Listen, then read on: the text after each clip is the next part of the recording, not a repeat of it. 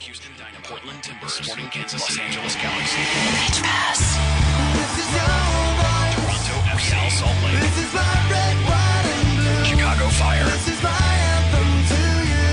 Columbus Crew, FC Dallas, New York Red Bulls. Pitch Pass, your all-access credential to the people that matter in MLS. Here's your host, Greg Roach.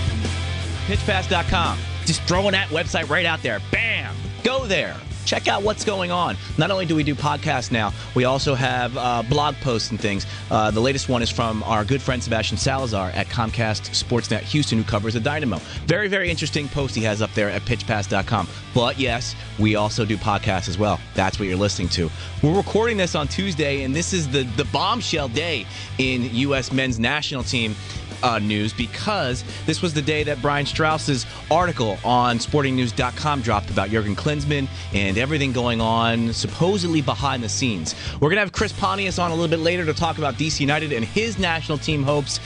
But first, fortuitously, we've set up an interview with one of the members of the U.S. men's national team. He's also a midfielder for Sporting Kansas City. Graham Zusi joins us now from Denver. Graham, thanks for coming on Pitch Pass. Thank you. Thanks for having me. This is the second hotel room that I've called. The first was during preseason with Andy Grunebaum, and I got the same reaction from the front desk person, which is could you repeat that last name, please?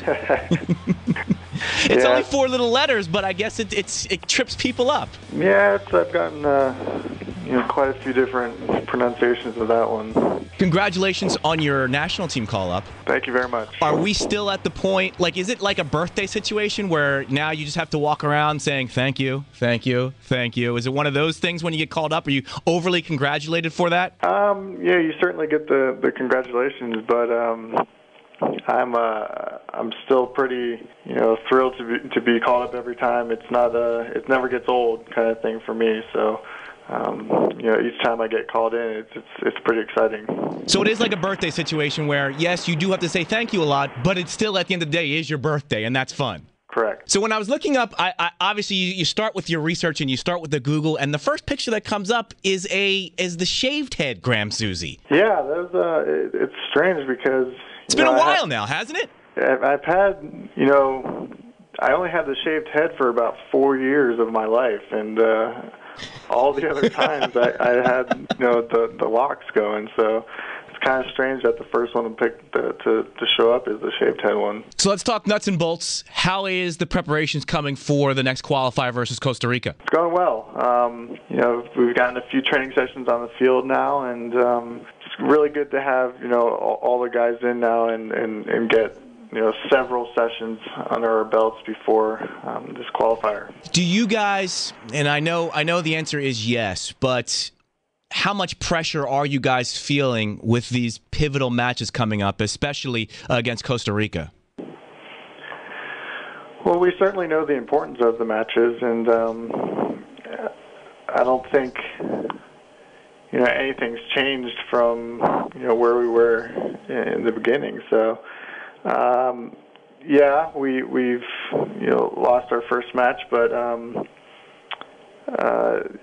the importance of the matches don't go down or up in any way, really. It's the hex, and we know the importance of each and every game. So we're going to go into this one and look at it as pretty much a must-win. And in the past with qualifying, it's proven to show that it's you can have some scares, but it's not going to be determined in the first couple games. It really takes all 10 games to really know if you're going on to the next round.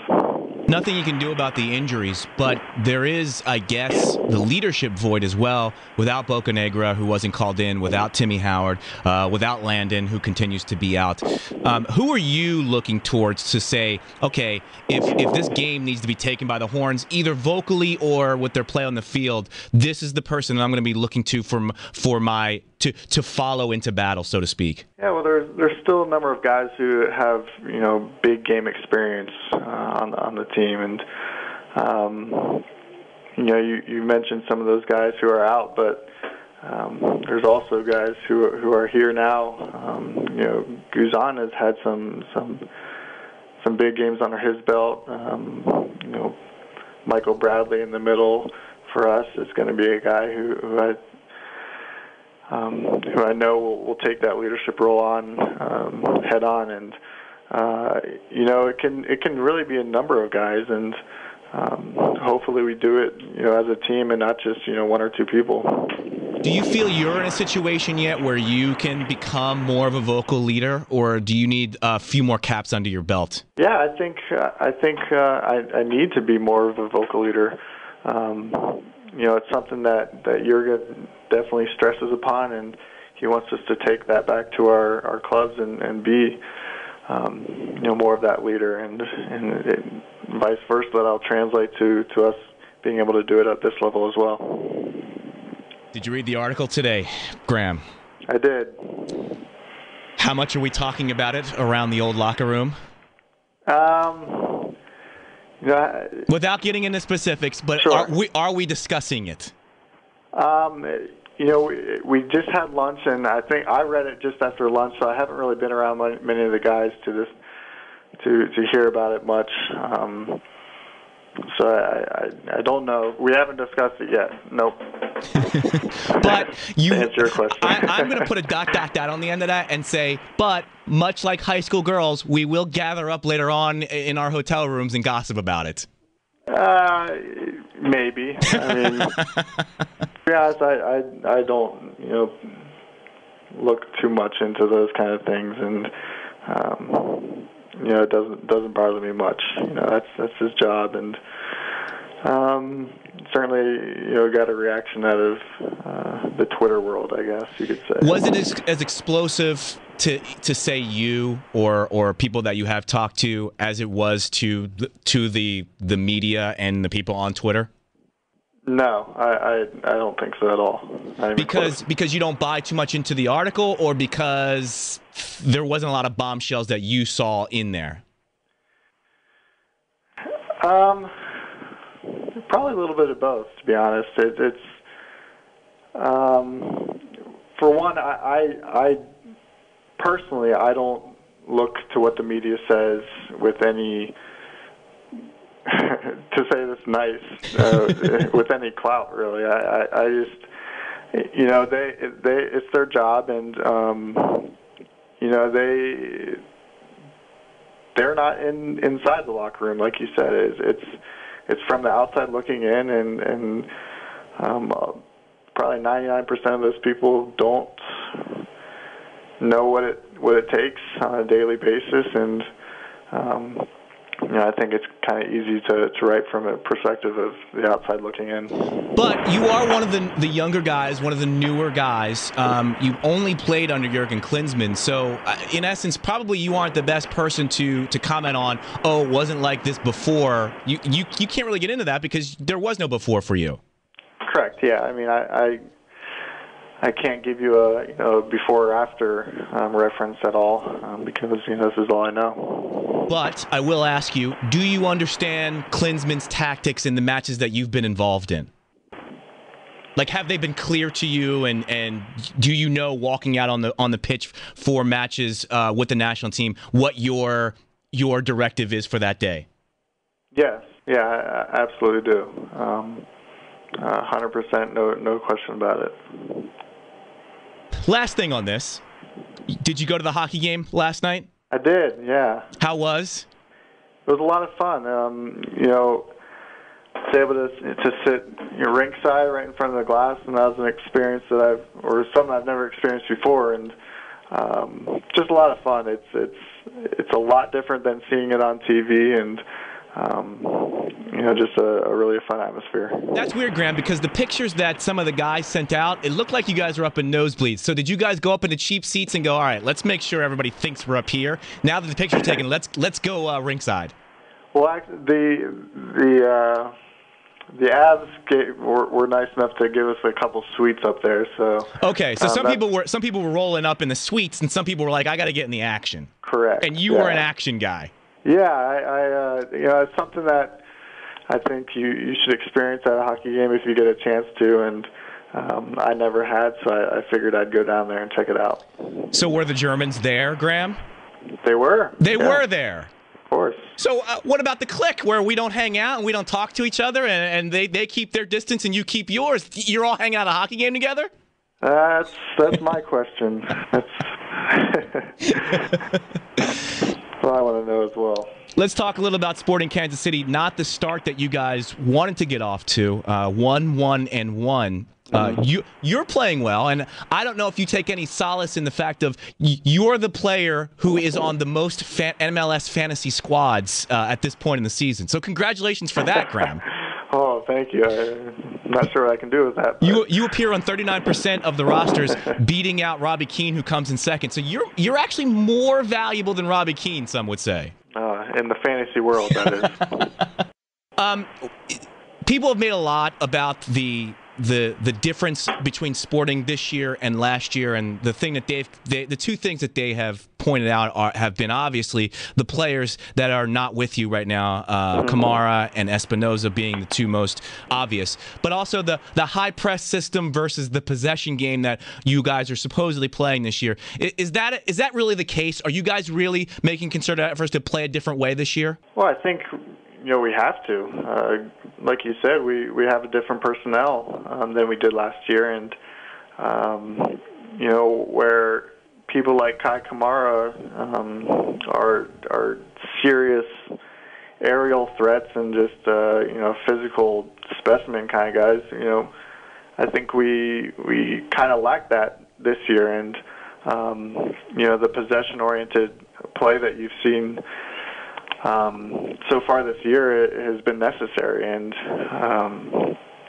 it's obviously very early on in the year, and it's definitely a work in progress. But we're fully invested into that style, and we think that it's definitely the best thing for our team with the personnel we have.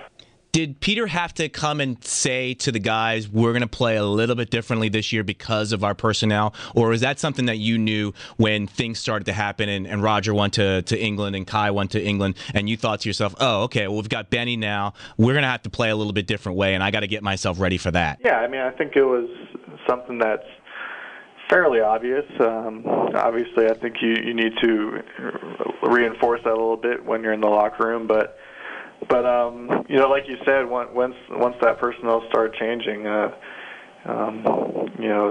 team changed as well, the dynamics. How are Peter's halftime speeches? Because it seems as if you guys, for the first few matches, have come out a little sluggish. At halftime, something gets charged in you, and I think it's a Vermees pep talk. So what is he saying at halftime to change things up and kind of jumpstart the team? Really nothing that he didn't say at the beginning of the game. I think the first two games that we were talking about where we looked sluggish, I think it was just a mentality thing on our part, and something that needed to change. I think in the second half we, for whatever reason, just ditched that tentativeness and really got after the teams, and something we've discussed after those two games. We can't wait till the second half to put teams under that kind of pressure, and to try to do that from the first whistle on. Because if we do it early on, it's just going to get them, whether it's fatigued or whatever early on, and 90 minutes of that pressure, I'm not sure who will be able to handle it. So. I think once we start, putting a full 90 minutes together is when you're going to see, all the clicks come together and all the pieces of the puzzle working out. When do you think that will be, Graham? Hopefully sooner than later. So I'm hoping that you won't go PC on me on this question, being that you are a little removed from the situation but still invested. What are your thoughts on Maryland moving to the Big Ten? Oh, man. Just say you hate it. Go ahead. It's fine. I'm in D.C. I know what the people are saying. Yeah, initially I really didn't like it at all. But there's obviously there's underlying issues with the whole thing. I think the funding of soccer in the ACC is a big issue, and I think we'll be able to get a little bit more money if we move to the Big Ten. But based solely on the rivalries and the tradition and all that kind of stuff, it's a tough one to see. And what are your thoughts as just an alumni of Maryland? Not thinking so much as how it affects the soccer program, but does it bother you that Duke won't play with Maryland at Comcast Center anymore? Yeah. I mean, yeah, that's tough. Especially, I guess the good thing is that we beat Duke twice this year. Yes, you did. In the last the last time we played, so we'll always have that over them. But yeah, just like I said, just kind of seeing those traditions and the rivalries disappear like that, it's sad and it's tough to see. Graham, I'm going to let you go. Thank you for your candidness. I appreciate it. You seem a little more reserved today than when we talked last time. So I feel like there's a serious Graham Zusi just ready to bust out now.